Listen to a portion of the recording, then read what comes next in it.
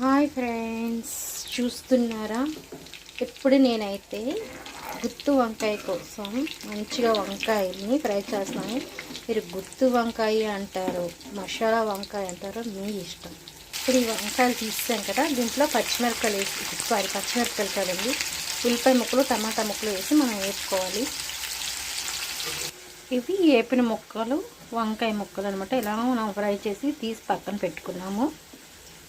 ఇప్పుడు కాస్త రంగు మారాయి కదా ఉల్లిపాయ ముక్కలు, ఈ టైంలో మనం గుప్పుడు టమాటా ముక్కలు వేసుకుంటే సరిపోతుంది. చూస్తున్నారా టమాటా ముక్కలు ఉల్లిపాయ ముక్కలు ఎలా అయితే ఉడుకుతున్నాయో, మంచిగా ఫ్రై అవుతున్నాయో చూడండి. మంచిగా ఎగిపోయాయి కదా. ఇప్పుడు కాస్త ఒక స్పూను, అంటే స్పూన్ కాదు, ఒక గరిటె మసాలా ముద్ద అనమాట, అంటే ఉల్లి ముద్ద, మసాలా కాదు ఉల్లి ముద్ద, ఉల్లిపాయ టమాటా పచ్చిమిరపకాయ ఎండుమిర్చి వెల్లుల్లి జీలకర్ర అన్నీ ఆల్ మిక్స్ చేసింది. చూస్తున్నారా ఎలాగా ఆయిల్ అంతా తేలిందో, మసాలా అంతా ఉడికి ఇట్లా మసాలా అంతా బాగా ఉడికి తేలాలన్నమాట. అప్పుడే మంచి స్మెల్ వస్తుంది, గుమగుమలాడుతుంది. మువ్వ వంకాయ అనొచ్చు, మసాలా వంకాయ అనొచ్చు, గుత్తు వంకాయ అనొచ్చు, మీ ఇష్టం, పేరు ఏదైనా పెట్టచ్చు. మేము కాస్త ఉప్పు తక్కువ తింటాం, అందుకే కొంచెం ఉప్పే వేస్తున్నాను.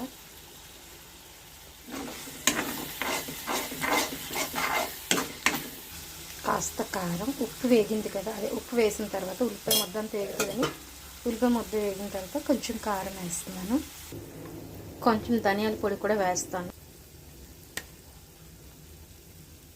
అన్నీ వేసేసిన తర్వాత ఇలా ఒకసారి అయితే మనం మంచిగా కలుపుకుంటే సరిపోతుంది. ఇది మంచి స్మెల్ వస్తుంది కదా.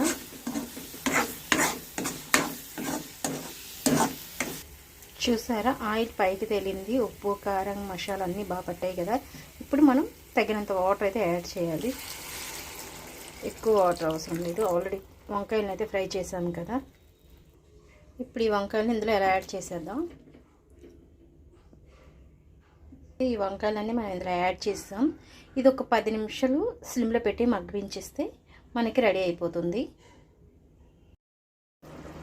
కూర ఎంతవరకు ఉడికిందో, ఎంతవరకు వచ్చిందో చూసేద్దామా. వావ్, సూపర్గా ఉడికింది, సూపర్ సూపర్. ఈ కర్రీని మనం అలా రైస్లో వేసుకొని కలుపుకొని తింటే ఉంటుంది, సూపర్ బాగుందండి.